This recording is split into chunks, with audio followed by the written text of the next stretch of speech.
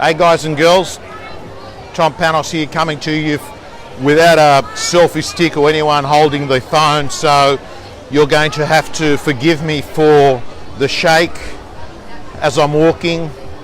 We're coming to you from the streets of Byron Bay. To my right hand side, you can't see, I've got Maddie and Christina.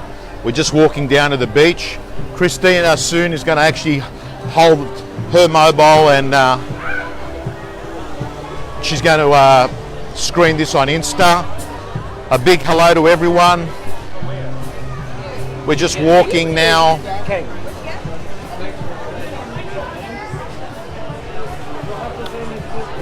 On my right hand side here, have a look here. That's the beach hotel, which is basically behind our hotel. Not that that really matters. People are queuing up. There's a band here tonight called Sneaky Sound System. Actually used to be very popular. A lot of people don't realise, but at Byron Bay, it's a place where a lot of bands come along and they do get a big crowd. But hello Marie, good to see you. Hello Diane, how are you? Mario, good to see you. I'm just walking down to the beach now. Hello Michael, Carol, how you going? For many of you, you're getting ready. I know some of you are actually gone back to work. Hey Kim Hamilton from Dubbo. Haven't seen you in ages, Kim. Jeff Luby, good to see you. Okay, so gang, this is the pub there. You can see it. I spend a bit of time here when I'm on holidays. I drink about, I don't know, most days. Stone and Wood schooners. Hey Maddie. No, that's Matt, I'm talking to him. It's not you, Maddie. So Christina, do you want to follow me? Hey, there's going to be that singer's going to be here. What's his name? Walking Francis is going to be playing tonight. We're going to watch a concert here. Right. Good day all. Happy New Year to you all. And in a moment, I'm going to start the Sunday night rant. Might actually, all these people getting ready for a concert. The beach is there behind me. Let's move it there. Hey Paul Biller, Stephen Garcia, Jason Adcock, welcome back to Australia. I've been following what you've been doing. Good to see you all. Okay, so about an hour ago, my daughter said to me, Daddy, a lot of people know you, but you're not close friends with a lot of people, which is an interesting observation. And what are you doing? Now, Christina, let's find a spot here. And can you bring it up? Yeah, no, we'll go by the beach here. I just want to show everyone this beautiful beach. Christina, come here. Get your Instagram on, start live streaming. You can tell this is not a very high-tech production here. Okay, you're up? Alrighty, so gang, here we are. How's that? Let's get a good angle here. I reckon here's just about right. Alrighty, so guys and girls, let me explain to you why that observation was that I don't have a lot of friends. I keep my circle tight.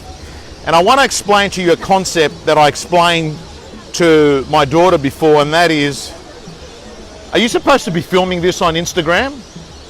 That was your job. On her account? On my... Don't worry about it, it's all too hard. Oh, so I don't do it on Instagram anymore? That was your job. You were going to come and film this on Instagram. Well, I don't have your account. You did, you went onto it before. I don't have your... So Guys, do I do it or not? Don't worry about it. Okay, so guys and girls, let me explain to you the concept of marble jar friends, which I explained to Maddie. A marble jar friend is a friend that's got a lot of marbles put in the jar. And what do I mean by that? These people are close, and the reason they're close is that trust has been earned and it hasn't been betrayed. So what's actually happens is when you get to the level where you have got evidence over a long period of time with people that each time you trusted them, there was another marble going into that jar. And there comes a time when that jar is full. And what actually happens is you're prepared to be vulnerable to these people. You're prepared to give your most intimate secrets because you know that you won't be betrayed. And I have to say to you that there is not many people that you can't have that. And the reason why is, if you think about this concept, that one of the reasons that people are scared to be vulnerable is they're scared to get hurt, right? And they're scared that they're going to get betrayed. And what I'm going to say to you guys and girls, as you're watching this video here, that there's this link between vulnerability and trust. This is great research that comes through Brené Brown, and I'm reading her latest book. It's called Lead Something, but if you Google it, it'll come up. Now, Brené Brown first came to light with her great TED Talk on vulnerability. Now, vulnerability is about you being prepared to be hurt. Now, one of the reasons why you won't really open up to people is this. You won't open up to people because you're scared of being betrayed. But there's a group of people that we call marble jar friends. And what's happened is, over a long period of time, they have proven to you that when you have opened up and talked about stuff that you didn't want to get out, that they were confidential with that stuff. These people here, what's actually happened is they remember little bits of detail, important detail, like the dates and, birthdays of your kids, or they know the day that you've got a chemo session and they ring up, or they've, contacted you because there's some bit of detail that shows that they really care. Now, here's the deal. In research, what they find is that this trust happens over a period of time. And that's why, guys and girls, when I say to you this term, frequency builds trust. And I know that a lot of the audience that watches the Sunday Night Rant are real estate people and sales people. And what you've got to understand is this concept that when there is trust in the relationship, the terms become negotiable. So how do you earn trust? Over a period of time with small acts over a long period of time. And the problem is that a lot of people in sales that have got a very low threshold for gratification, that means that they're not prepared to actually build long-term relationships with people. They're the ones that have been struggling in the last 6 months, and they're the ones that are going to cop it in our industry. So gang, I want you to understand, what do you need in life? 5 marble jar friends, right? That's what you really need. Keep the circle tight. Now, every time there's trust made, just picture what you're doing is putting another marble in the jar for that person. And what great people are doing is building that marble jar up. Now, I'm going to touch on some research by Gottman, G-O-T-T-A-M. This guy had a 90% predictability, 90% accuracy on whether people would actually get divorced. That's an extraordinary rate. That's an extraordinary rate, 90%. And why? Because over 4 decades, he studied couples. He would actually see them interact. And he started seeing that there were 4, and I'm not going to cover all 4, I'm going to cover 2. There are 4 traits that are going to be indicators on whether your marriage is going to go the distance. 2 of the biggest were the following: contempt. That was the biggest, by the way. When one of the 2 people, or potentially both the people, get to the stage where they look down at the other person in such a negative way that that person feels disrespected and uncared for. And when they're asked, what first attracted you to this person, or how did you meet? This person can't even really think or want to dwell on it. This is what happens with people that suffer from contempt. What's the opposite of contempt? Admiration. So it means that if you're watching this video right now and you're in that situation where your relationship is on the rocks, what the research shows is that you can change things. You can change things by moving from contempt to admiration. And admiration is to start thinking about the reasons that you first were attracted to this person, and you look back at the things that you've really enjoyed together. This is great research that I'd love you to go follow off yourselves. The second quality that showed a propensity on whether there was going to be a 90% divorce rate was this. Get ready for it. Stonewalling. When one of the two stonewall. What's stonewall? Where you basically say, I'm not cooperating.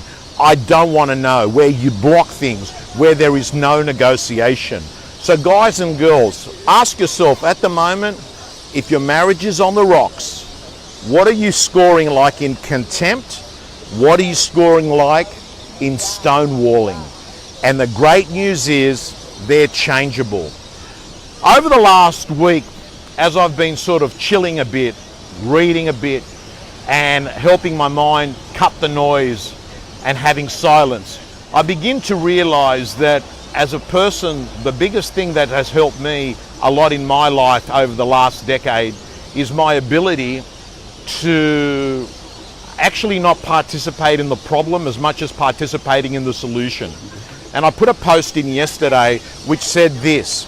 It said, the problem is never the problem. The problem is the way we look at the problem, which is very exciting because you can't control the actual act or the situation or the event, but you can control how you choose to look at that event.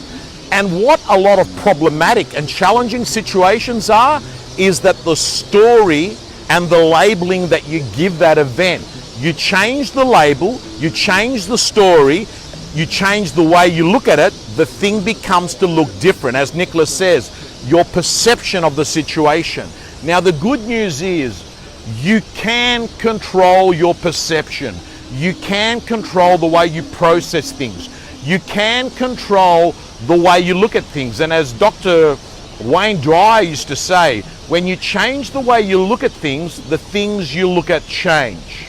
So I'm hoping as we're moving into 2019 that you begin to realize that I want you to understand that you cannot have a positive life with a negative mind, and you've got total control on how you choose to look at situations. I'm not saying overnight, if you've been a warrior, if you've been someone that catastrophizes, if you're very anxious, I'm not saying that it's going to change overnight. What I'm going to say to you is do the inner work. And you're listening to someone who for a lot of their life was a warrior. A lot of their life, I have to say to you, a lot of the time in my life, I used to suffer having sleep insomnia because I would go over problems and various scenarios in my head. I would actually go off and do like 70 scenarios, and 68 of the 70 scenarios were made up, fucked up alternatives that would never happen. But what happened is slowly as I began to do the work, I began to realize I started to sleep better, and I started to let things go through to the keeper more. And I only worried about really, really big stuff, and the rest of the stuff I just didn't give him. As I said yesterday in a post, hate makes someone important. Forgiveness makes that person irrelevant. Guys and girls, I want to thank you so much. As you can see, the light's sort of going down. G'day Luke, g'day Michelle, g'day all. And I want you to work damn hard this year on understanding. Hey, and listen, I'm not one of these fucking new age people that believes that, positive thinking is going to solve every problem. But what I'm going to say to you is this.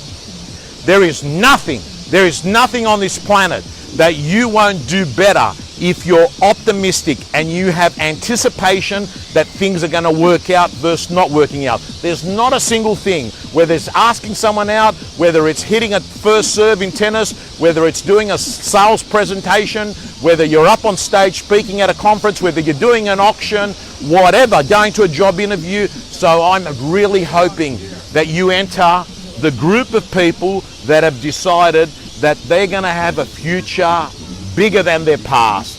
Thank you so much, guys, and God bless you. Hey, do us a favor, share the rant. There's a share button on the bottom left. Press that share button now.